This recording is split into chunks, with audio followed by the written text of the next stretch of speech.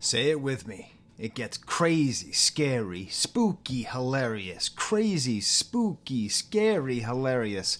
That might be all you know of Lefty Gunplay. Up until a couple days ago, it was all I knew. His feature on Kendrick Lamar's song TV Off on GNX. And I'm going to try to do a thing here on this channel where every single time one of those rappers who was featured on that album, one of those up-and-coming rappers from the West Coast, comes out with a new project, I'm going to try to review it. Now, I'm going to take our prophet seriously. And if he's trying to put us up on something and try to show us these great things that are happening in the West Coast, I want to find out.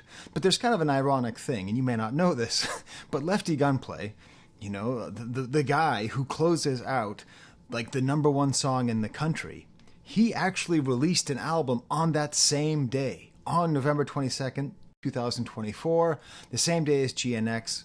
Lefty Gunplay released the album I'm going to be reviewing now, Most Valuable Gangbanger.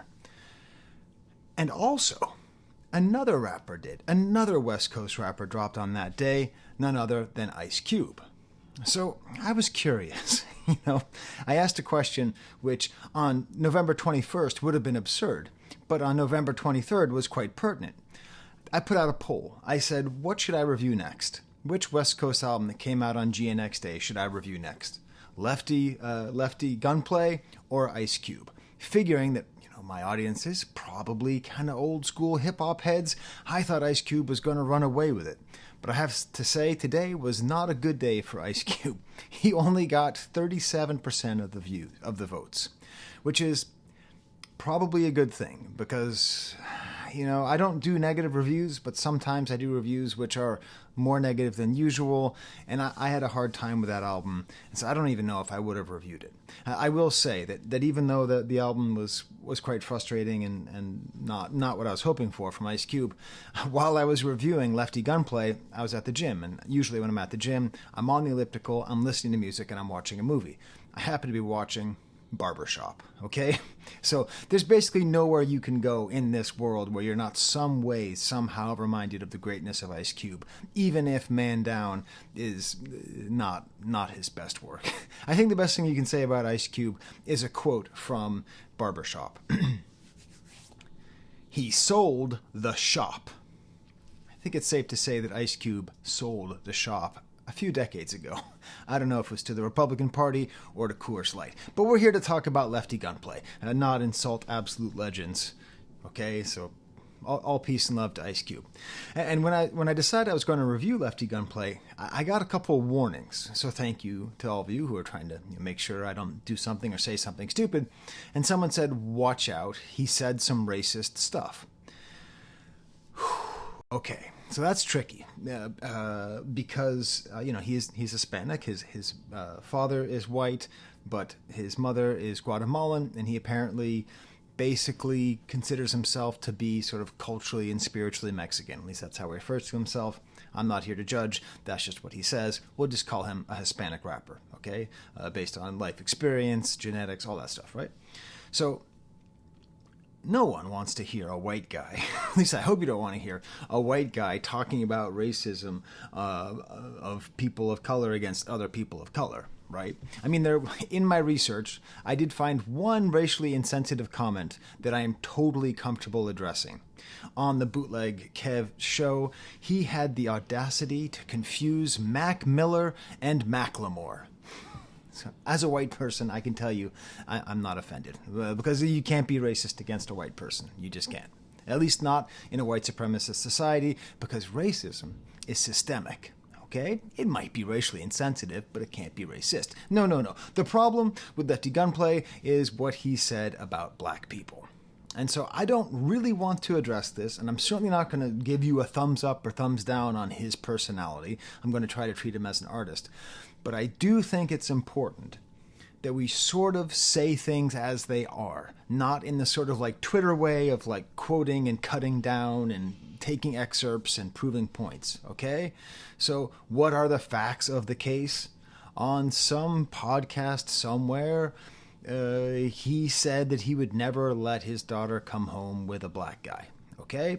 Just on the face of it, wow, what a terrible thing to say, all right? And that's what people heard, and that's what people ran with, and If you hear him say that and you say, that's it, I'm never going to listen to him again, I'm never going to let that be contextualized, yeah, I understand, that makes sense, But if you if you actually listen to what he said, okay, if you actually go deeper into what he said, not even in his apology, but in that actual interview, he tried to explain that that's the way that many people where he grew up felt. Many people in Los Angeles, in East LA, that's how many people talk behind closed doors, and he was trying to tell the truth.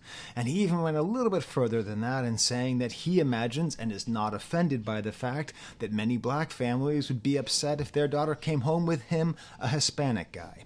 And I think when he said that, the crucial thing, for me at least, is that this may be, racist, because obviously it is. He's talking about race and acceptability and all that stuff. But it's not really a question of hierarchy. It's not a question of we are superior and they are not. So I don't know, that doesn't make it a ton better, but it does make it slightly different that it's not a question of hierarchy. Beyond that, he also went on to say that a lot of these views are tainted by the fact that he has spent a lot of his adult life in jail. He spent, the last 9 years or something in jail. And in many jails, it is divided by race in a very similar way. So he's acknowledging that his perspective, the way that he sees things, might be totally skewed by the place that he grew up in and the place where he just lived. Okay? So he then went on and did an apology tour that wasn't really an apology tour, because he said, I'm just trying to say what people say where I'm from. And he then clarified, if my daughter was happy with a black guy, an Asian guy, a white guy, I would be happy as long as she's happy, but I have my preference.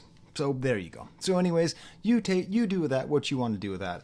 I did my research. I learned about what he was saying, and what's really interesting is just the idea of who this guy is, and that's what this really, when you watch all these interviews with him, he's a fascinating person, because he's spent a third of his short life in jail, in Pelican Bay jail, and he's had this really kind of hard scrabble life, and then he's thrown into this amazing level of fame.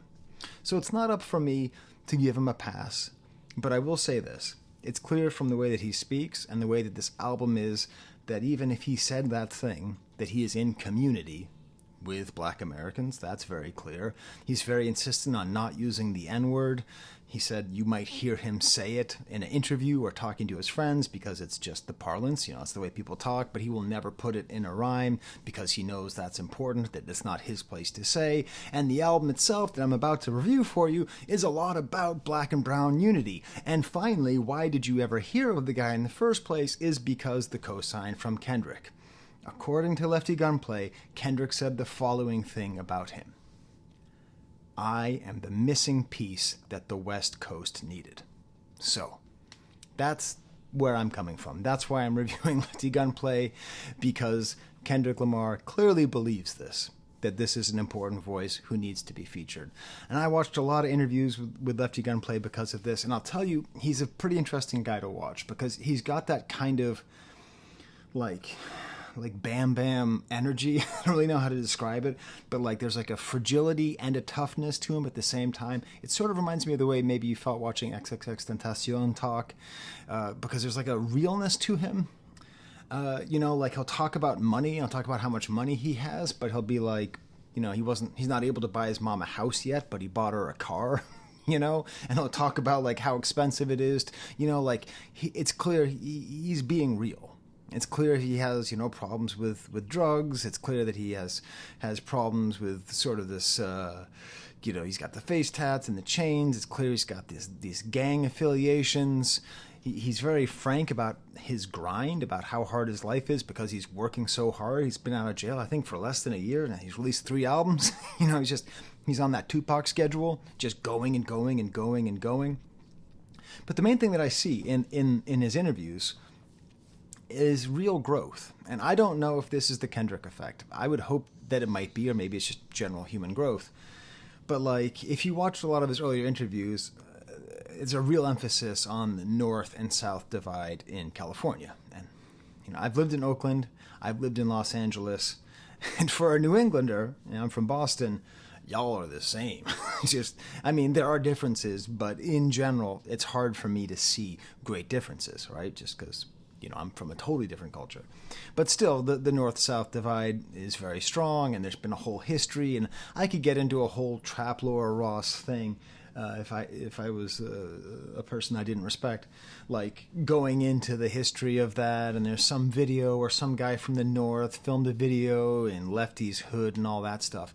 But I gotta say, based on what I'm seeing now, Kendrick is putting forth this unity between North and South, and I am seeing it reflected in Lefty Gunplay. I am seeing a guy who calls himself the toughest gangbanger, the guy with the face tattoos, the first guy who you would imagine to hear going to jail for shooting someone from an opposite clique or getting shot by someone for being an opposite clique, and saying in interviews that he has love for Fresno, love for the Bay Area. And I think it's beautiful, Like, maybe the party that needs to die is rappers dying too much, and this might be part of it. Hearing this guy who comes across as like the most, I'll kill you if you're on the wrong block kind of guy, saying that he has love for the Bay Area. It's really powerful. And not for nothing, but if you actually, I don't know if you know the YouTuber Deleted, he does a lot of great stuff on YouTube, and he did an interesting video recently about the Northern California influence on GNX. Great, awesome video, just absolutely awesome. And he points out that crazy, scary, spooky, hilarious is actually sort of a quote from a Bay Area song, okay, from a song by E40. Well, a song by E40's kid, Droop E. Song's called Stewie. I'll include a link to it in the description if you haven't heard it. Manic, cuckoo, silly, dramatic. Manic, cuckoo, silly, dramatic. Very much following the same pattern, the same kind of feel. I made a video about E40, and none of y'all watched it. I made 2 videos about E40, and both of them tanked. Why won't he get his respect? I don't understand. What more does the man have to do? He has been an insanely good, powerful, influential, original rapper for so long. When will he get his flowers? Anyways. So it's a very good video that Deleted put out, where he draws together all these similarities, all the ways that Kendrick is paying respect to Northern California, and I think that is reflected perhaps in Lefty Gunplay's more tolerant attitude. So it's just great. And there's like this. I don't know if you ever get this feeling, like, and this isn't exclusive to rap, this is sort of like any sort of youngish celebrity, or any celebrity who hasn't really had a chance to kind of like mature in a sort of normal environment. This is a guy who spent most of his time where his brain was developing in prison. And, like, he'll say things, and I'll watch him, and it's the kind of thing where, you might see it, who was that, Too much dank. Was it that guy on YouTube who does all the funny clips? You can see him, and he's talking about how he doesn't drink water. Lefty Gunplay doesn't drink water. He only drinks Gatorade and liquor. And it's the kind of thing where you sort of want to laugh at him, because that's sort of a silly thing. He also is really a big fan of gas station dick pills, okay?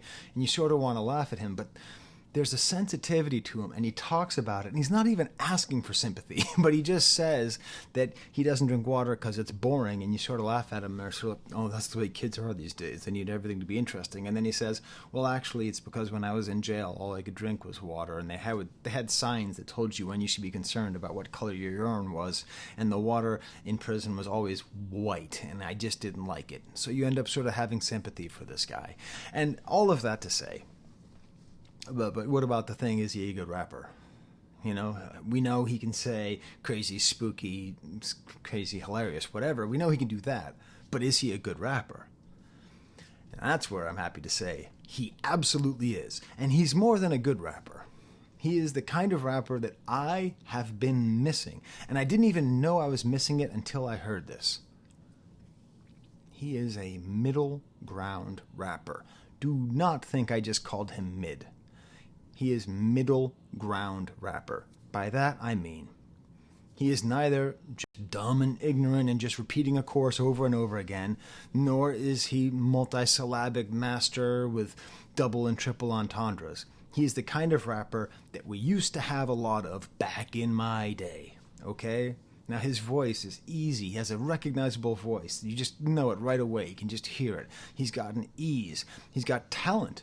as a lyricist. He really does. I'll quote you some of his lyrics. He has a lot of great lyrics, but again, they're not overworked. He's sort of, I don't know, when I think of LA, I often think of this album, Music to Drive by Compton's Most Wanted. This is, in my opinion, one of these great albums of sort of like a middle ground rap album, you know? It's not straight out of Compton, it's not trash, it's got some great rhymes, some great kind of street feeling to it, and I just sort of feel like where did that go? like, okay, I'm not saying there's no more street rappers who like can rap, but a thing has happened where a lot of street rappers become artisanal, like Boldy James or Freddie Gibbs or the Griselda guys, you know, they mostly do, you know, these albums, and most of their audience are dudes like me and my age who are looking forward to their new vinyl drop on dope, you know, who just cannot wait to follow themselves paying $40 for a vinyl, you know?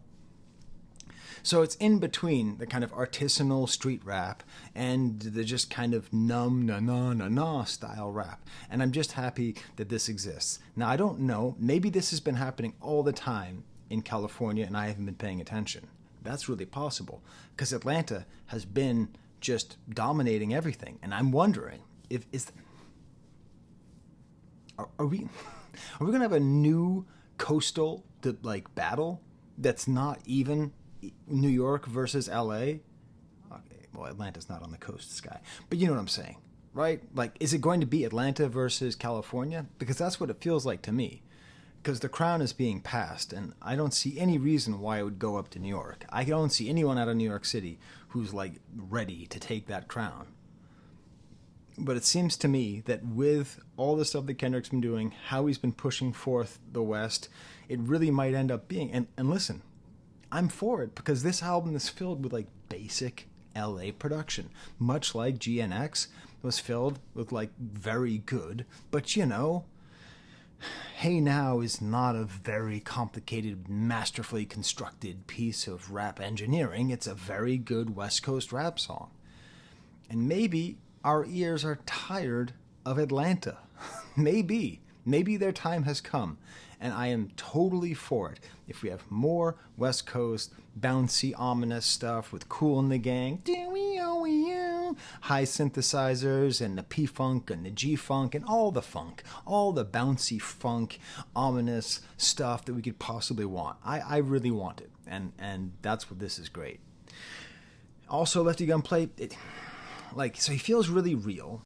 And he feels like this weird case where, like, I feel like he could make it. I feel like he could build on this momentum, you know, drop another album, have some more high-profile crossover, you know, take this kind of Kendrick influence and work towards more sort of peace and unity, you know, amongst the black and brown communities of California that he's building on this album, and really be great. But also, you know, the album cover is him getting arrested on the Walk of Fame from like a couple months ago. You never quite know with these guys, you know. I mean, he does seem to be really into drinking and really into drugs. So, like, he could not make it. You know, he could be another one of these sad cases of dudes who don't make it, but you also feel like he could really make it into something amazing. So, I don't know. I hope he does, because after watching all these interviews with him, I just end up feeling a real sympathy, and, like, I really kind of care for the guy, even though he says a lot of stuff that's... He probably takes too many gas station dick pills. Anyways, let me give you an example of what his music's like, okay? Click above there to hear the song Sub-Zero. Now you're just plain zero. If anyone can quote that, tell me in the comments that you know what that movie is. This is the Always Positive New Music Review Show, where I just dropped a very obscure movie quote for you. And this, I think, is a great example of his rap style. Best essay rapper in the game. That's what he calls himself. The famous Gangbanger. And he makes all these references to Juvenile and the Hot Boys. You'd think for a West Coast rap album, he'd be making references, you know, to Ice Cube and Dr. Dre and Kendrick or The Game or whatever. It's like all the references are like New Orleans rappers. Anyways. Cool kind of horror beat here. And like he has this really cool, just take a listen. He has this great sort of overpronounced rap style. Through the ghetto, Ain't fucking with the friends though. Obi-Wan Kenobi in the benzo. Homies love is temporary, that's why I got extendos. Just the way he has this great relentless vibe. He just keeps going and going. And then he throws in after that kind of badass verse, a really sad verse where he talks about being institutionalized and how he abuses drugs. Been abusing the drugs, baby, I feel stupid. I knew it, that I'd keep fucking with the drugs, man, but only real ones can feel my pain. He's talking about how and why he uses the drugs, and he has the greatest ad lib. She's just in the back saying, I love the drugs, which, I don't think is true. His flexing line, okay, sure, he talks about the $70,000 on his neck, and he talks about his Maybach. My favorite flex on this album, I'm going to need to take a sip of water before I say this. He says, ever heard your own song on Power 106? Do you even know what that means? You might not know what that means if you never lived in L.A. Man, I lived in L.A. One of the coolest parts is when you were driving and you could drive by Death Row Records, and they still had like the billboards up there. You knew I mean, Sugar was in jail, but you knew. Anyways, the Power 106 is the big rap radio station in California, and I love that that's the height. That's how regional he is. That's the scale he's thinking about, making it onto 106.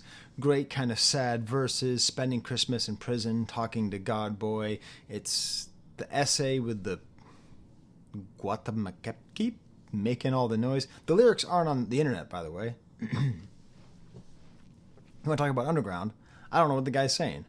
Reminiscing daddy didn't have money for toys. And then, he like alternates between that and more kind of street stuff with blocka, blocka, blocka, Lefty Gunplay, throw the gang up, what you bang, cuz, all the kind of gang stuff he's talking about, and ad-libs, and there's baseball sound, and there's like car screeching tire sounds, and there's camera sounds, and there's gun sounds. Maybe too many sound effects on the album. I do feel like they may be having a lot of fun. And then a whole ending where he talks about being, the best Hispanic rapper, the best SA rapper out there, and you just got to get better, and that's what's interesting. We really might be entering an age of Hispanic rappers really making a strong push into the mainstream. And maybe even like the way female rappers have been doing over the last years, maybe the fact that they've been underrepresented will mean that they'll show up and maybe have a kind of hunger to prove themselves and just come out the gate just like super strong. I mean, already the Mexican OT, on the Denzel Curry album and all the stuff that he's doing is great. I can't wait to review his stuff. And, it's quite possible that especially with all the stuff that Trump's been saying, there's a real chance that we're going to have a flourishing Hispanic rap movement in this country. And I mean like mainstream, like people know their names, not just like obviously they exist, but like that they're mainstream. Who knows? I think it'd be great. I think it'd be great for rap, actually. Or we could just all become Netspend fans. Tell me in the comments if I should review Netspend. Probably going to do it. My daughter's been begging me. She said, Dad, it's skibbity hip hop. So I got to do it. Let's get back to Lefty Gunplay. First track featuring Snoop Dogg. So you know what that means. That's the worst song on the album. Basically guarantee. If you ever see anything featuring Snoop, two things. One, Snoop got paid. Two, it's not going to be great. It's fine. I love Snoop. What's my deal? Am I just crapping on West Coast legends? I am a little bit. But hey, what would you rather? Somebody who makes fun of Ice Cube and Snoop and doesn't know Compton's Most Wanted? I say it all the time. Probably the best rap album of all time is probably Act a Fool by King T. That's a West Coast rap album. Okay, those are my bona fides. If you don't know it, check it out. And if you want to roll, just wear neutral colors. If anybody asks you, just tell them you're my brother. What I like about this song, though, is we have this line from Lefty Gunplay where he says, "I eat, sleep, shit, breathe, rap." Thank you for saying that you rap. we've been kind of in this mode of getting a bunch of people, and who knows how long it goes back, who are like, I don't rap, I don't know what I'm doing, I just showed up and they gave me money, I don't know what's going on, I don't know how to rap, I don't care about this rap shit, I make so much money selling cane, I don't care about anything, I don't care about rap, it's awesome, and you feel it, and it's that hunger. Again, going back to Read My Soul's review of GNX recently, where he talked about the hunger of the album. He really emphasized the hunger. And that's what's so great, is that that's why it's important that he didn't have Baby Keem on there. Because Baby Keem is young, but is he as hungry as AZ Chike? Is he as hungry as Lefty Gunplay? No, you got to have that hunger. You got to have the hungry people. And this album, with the exception of Snoop and later Too Short, it's filled with hungry people too. It's just everybody, that feeling of just getting started and how do we get our names, which leads into the second song, which is probably the song, Stupid, featuring Bozo, Hit a J3, and Wise. And this is like produced by Ty Dolla $ign, but really a guy named Damn James. I don't really know what Ty Dolla $ign has to do with this album, but this is just a great, hard 90s G-Funk beat. His Lefty Gunplay has such a charismatic voice, I'm telling you. Like, he has it. He really does have it. I don't go for the face tattoos. I don't go for the grills that make you talk funny. I don't go for the gang stuff. I don't go for any of that stuff. I just go for people who know how to rap, and people have a good voice and charisma, and that's what he has. This is the song that has that whole great line of black and brown, we united. That's what I think is the importance here, and I think that does a lot of good. It's just that one line in this one song. And then there's a great hit a J3 verse, and it's fun because he's also on the Kendrick album. And I'm telling you, come back to me in a year. We are going to have heard all these people having these albums, and we're going to pay attention to it because of GNX. Then we're going to go back, and we're going to like the album even more, to the point where the song GNX, you will all love it, because you're going to hear, I don't know, Peso and his album. Okay. Needlessly explicit depiction of police officers getting shot at the end of the song. Just way too hard, but whatever. That's not for me to say. Next song, Tarzan featuring King Cash. Just a great bouncy song. I really enjoy this Cash guy just trying super hard, like a full rhyme scheme that goes around the word deposit. Very cool, very good rhyming, very hungry. Next song, really him featuring Bravo, the Bag Chaser. Can I just say I like the direction that rap names are going? Bravo, the Bag Chaser. I knew it was good when I came back into paying attention to rap and I had to review Ski Mask, the Slump God. Like, that's where we should be going. We should be going to Lefty Gunplay. That's a great name. Like, it's not just like Lil this or sort of like letters. Really enjoy his verse on this. Nice angry verse. Lefty Gunplay's got different flows, got different voices, got different skills. I don't know how he got so good, because he's only been, rapping for a year. Maybe he was practicing in jail. I don't know what it is, but he's like a really good rapper. Then the song Sub-Zero, which I already talked about. Now You're Just Zero. And then Demon Time. Oh, man. Great Dre style beat, but blown out. So it's like Dre, but like kind of modern and blown out. Kind of, whole lot of ready sort of style, filthy, blown out sounds, but mixed in with like Dre piano. Damn it. Awesome.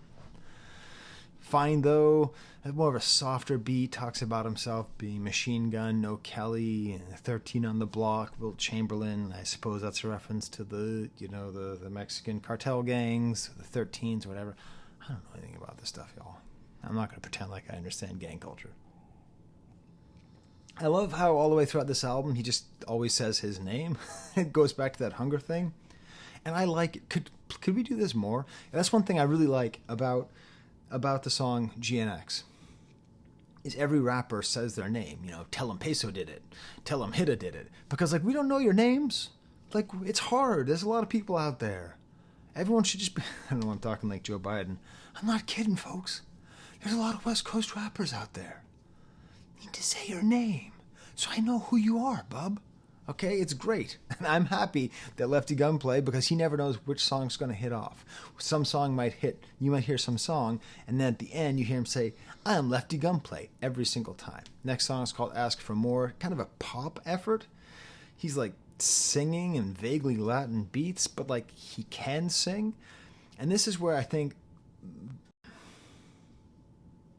I would say the ceiling for him is he's kind of 50 Centy. Like when he's not using autotune, when he's just rapping with his actual voice, he has that gangster swagger, that that like ease that 50 Cent has, and like the limited range, but using it super well. Then the second best track on the album, Gilbert Arenas, another just amazing beat, flanges in, all the camera sounds, jail cell bars, chainsaws. He talks all the time about being famous. He's fascinated with being famous.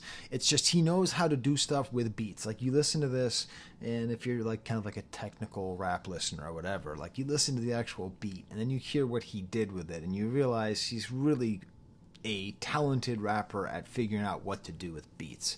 In this case, he's got these great hard rhymes, but then he also has these ad libs which are designed to sort of stress you out. I enjoy. Here comes an embarrassing story. I heard the song and I was just inspired. I had to go to a doctor's appointment. It's snowing like hell out here in Western New York. I'm pulling onto the 490 and I'm listening to Gilbert Arenas, and I'm like, I got a G ride. You know, I've got. I crank back my seat as I pull onto 490. I'm listening to this West Coast rap song. I feel like I'm right there on Slauson and Crenshaw, and then of course I had to immediately put my seat back because it was just too dangerous. You can't G ride in a Prius in the snow. You just can't do it. I tried, everybody. Okay. You can't be a 47-year-old French professor G-riding in a Prius in the snow. Next song's called Like What? Awesome high, whiny synth, the do-you kind of stuff. Very hard song. I really enjoy his interaction with Young Drummer Boy. I'd like to see them. I'd like to see more of Young Drummer Boy. I really like his feature. It might be my favorite feature on the album. Drummer Boy, Young Drummer Boy. Are you the old Drummer Boy? Anyways, then Money Problems featuring Bozo. This is the second song featuring Bozo. I can't quite figure out what he does. I'm pretty sure he did the dub. Again, talking about money and this amazing first verse. This is what I'm talking about. Just not the best, not the worst. Just good, hard rhymes, okay? Feds catch you with a ghost, you do a nickel. 45 catch you in the back, you a cripple. Glock 9 hit you in the face, that's a dimple. AR hits you in the chest, they gonna miss you. Escalating consequences, going to jail, getting shot, getting killed. But, cripple, nickel, dimple, miss you, cool. Actually, multi-syllabic rhymes now that I think about it. It's not changing the way I conceive of the universe, but it's very good rapping, given with a very good voice. And the more I think about it, the more I think really, really very, very 50 Centy. Nice kind of mournful song. Then we get to COD featuring Chameleon, who's a female rapper who's pretty good, unexpected here. And then Too Short. The first line from Too Short is like, I don't do anything if I don't get paid. And I get the sense he's just doing this for a paycheck. But hey, at least we have we have someone from the north, from Northern California representing here. Next song's Gang Shit featuring Cypress Moreno, more blocka blocka blocka stuff, and then Auto-Tune. Goodbye, I'm not gonna listen to your song. No, thank you. Next song's called Mission Impossible. This is basically just a posse cut, a good posse cut, rapping without drums to start. Then Incompatible, which is sort of like, I'm kind of scared. Now that I've made this 50 Cent comparison, I could see him, getting picked up by Interscope and getting some super producers. And I could see him kind of going the 50 Cent Ja Rule route with just being like a lover boy kind of, she say she want a thug kind of stuff. It's not great. Talks more about No Limit. I don't know what this dude's obsession is with New Orleans rap. I don't know. Next track is Better Days. Gentle, simple, pitched up to start, kind of cut up. Cool beat here. Different style of rhyming, a little bit more sing-songy. And then also a little, I don't know if it's Tupac-y, but he said the word Hennessy. He calls himself the S.A. Eminem. It's an interesting idea. I don't think so. Because he's not like technically proficient, but he could end up being, sort of a breakout star. Talk of the Town featuring Lil Jeremy. Simple, fun beat here. More 50 Cent style singing chorus. Y'all pussies, pussies, punani's, vaginas. I don't even know what he says. I think that's what he says. Y'all pussies, punani's, vaginas. Just, you have to listen to it, the way that he says these things. I'm on fire. I'm hella lit on cocaine. I'm Kurt Cofucking-Bane. Cave things, I'm a flame. I don't know. He just delivers it really well. And this is the best thing I'll say about the album. Because my daughter, I have 2 streaming services, Tidal and YouTube Music. I prefer Tidal, but it's a family plan. Whenever my daughter's listening to music, which is basically always, I have to listen to YouTube Music. YouTube Music has a thing that I hate. It's autoplay, where it just plays the next thing. I really don't like it. It messes up my listening. I prefer listening to things on repeat. But this case was on autoplay. And you know what came up? Right after the last track of Most Valuable Gangbanger by Lefty Gunplay.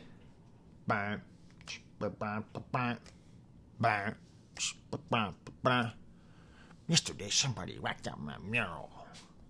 Yeah, Whacked Out Murals came on. And do you know what? It fit perfectly. It retroacted. The whole Lefty Gunplay album fit perfectly with Whacked Out Murals. Like, just one of these guest artists who unintentionally, you know, like, he wasn't making this album thinking, I've got to make the album that Kendrick fans are going to listen to, you know? He didn't know this was going to work. He didn't know this was going to happen. He didn't know it was going to release. He had NDAs. He had NDAs about NDAs. He couldn't even talk about his NDAs without his lawyer's lawyer getting sued. I mean, that's how top secret this stuff was, you know? And, like, it's perfect. It's just perfect. They go together perfectly. So, if I could simplify it, if you like GNX, check out Lefty Gunplay's Most Valuable Gangbanger. All right, there you go. This is my second version of the video. I actually recorded it this afternoon, but I was not comfortable with the way that I talked about all the racist questions. It's really tricky because I want to be respectful and I want to be comprehensive, but I don't want to be offensive and I really don't want to be misunderstood. So hopefully I'm misunderstood. If not, feel free to tell me in the comments. I'm not super sensitive, but I'm a little sensitive. Until next time. Oh, and thank you to my Patreons. Thanks, Patreons. They give me money to buy music. I might buy this. I like this. You know, I want to buy this on CD. That's what I want to do. I want to buy some Lefty Gunplay on CD. I like Lefty Gunplay. All right, there's the camera.